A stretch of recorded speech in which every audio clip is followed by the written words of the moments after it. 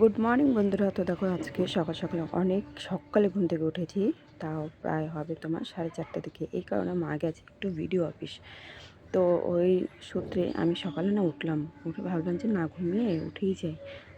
তো ঘুম থেকে উঠে বাইরে গিয়ে দেখি বাইরের ওয়েদারটা এত সুন্দর হয়ে আছে, না উঠলে খুবই মিস করতাম। অনেক সুন্দর পাখির কিচিমিচির ডাক, এদিকে হালকা হালকা হাওয়া, ভীষণ ভালো লাগছিলো।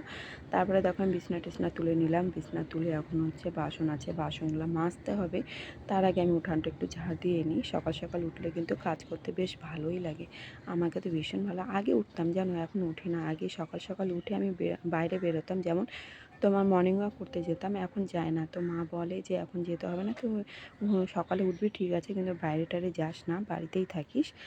মানে রাস্তাঘাটে এত নির্ঝুম থাকে, মানে বোঝাতে পারি না যে আরও মানুষ থাকে। তো যাই হোক, তো মার কথা মতো এখন সেরকম করে উঠি না, হঠাৎ উঠি।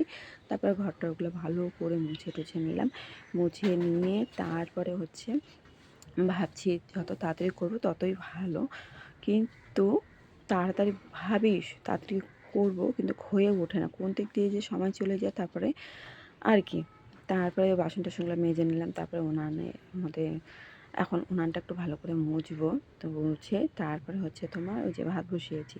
তো এই হাঁড়িতে তোমার হাঁড়িতে মাটি লাগানো একটাই কারণ, কালিগুলো না তাড়াতাড়ি উঠে যায়, বুঝলাম। মাছতে মানে সুবিধা হয়, আর যদি এমনি কিছু না দিই তো অনেকটা অসুবিধা হয়ে যায়, মাছতে মাছতে অনেকটা সময় চলে যায়। তারপরে দেখো এদিকে সবজি টবজি তো কাইটে নিলাম, সয়াবিনের তরকারি করবো ভেজে। এদিকে আটা মাখলাম, আটার গুলিগুলো একটু বড় হয়ে গেছে মনে হয়।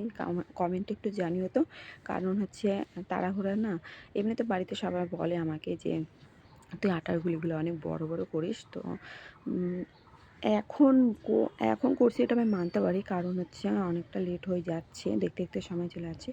আর এদিকে আমি তরকারি বসিয়েছি। তো তরকারি ভালো লাগে সোয়াবিন করবো, আমার ভালো লাগে মাছ করবো, এরকম ভাবলাম। তো আমাকে সোয়াবিন খাবো না, অনেক খাইছি, আর সোয়াবিন টোয়াবিন খাবো না। তো এমনি শুধু আলুর তরকারি করে নিলাম। আলুর তরকারি করে নিলাম আমার জন্য উঠে নিয়ে, ভাইয়ের জন্য, ভাইয়ের মাছের জন্য মাছ দিয়ে দেবো ওর মধ্যে। আর এদিকে হচ্ছে দেখো আটা আমি হচ্ছে গুলি যে করেছিলাম ওটা থেকে আটাটা ভালো করে গোল করে বেলে নিলাম। তো দেখো না, বেলাটা ভালোই হয়েছে, কিন্তু দিতে গিয়ে একদম গেল, প্রথমেই খারাপ হয়ে গেল। তো ভালো কোনানে মনে হচ্ছে করা হচ্ছে না, একটু তাওয়াটা বের করি। আবার ভাবলাম যে তাওয়া বের করবো, সব কিছু কালি কালি করবো, অনেক অসুবিধা হয়ে যাবে, থাক ওটাতে কষ্ট মষ্ট করে নিই।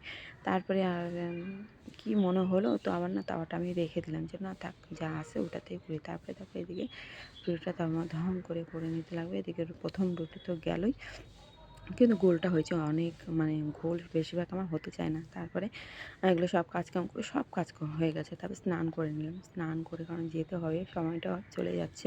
আমি ভাবলাম যে 7টা 7:30 মতো হয়ে যাবে, তা আবার হলো না, বেজে গেল তোমার 8:30। এখন যেহেতু স্নান হলো, স্নান করে টোরে কোন দিক দিয়ে যে আর যে 1.5 ঘন্টা চলে যাবে, আধা ঘন্টা 1 ঘন্টা চলে যাবে বোঝাই যাবে না। তো ভাবলাম যে একটু ফাঁকা ফাঁকা একটু ভিডিও শিডিও করে নিই। তারপরে রেডি টেডি হয়ে খাওয়া দাওয়া করে ওদের চলে গেল।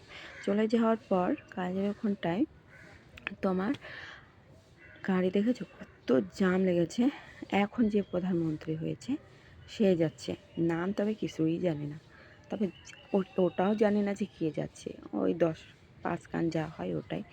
তো শুধু ভিড় দেখলাম, আর গাড়িগুলো এমনভাবে গেল বলার মতো না, রকেটের মতো গেল। তো দেখো কোনো গাড়িকে আর রাস্তা দিয়ে যেতে দিচ্ছিল না, গাড়ি যাওয়া যতক্ষণই শেষ না হচ্ছিল ততক্ষণই, আর প্রচুর ভিড় ছিল।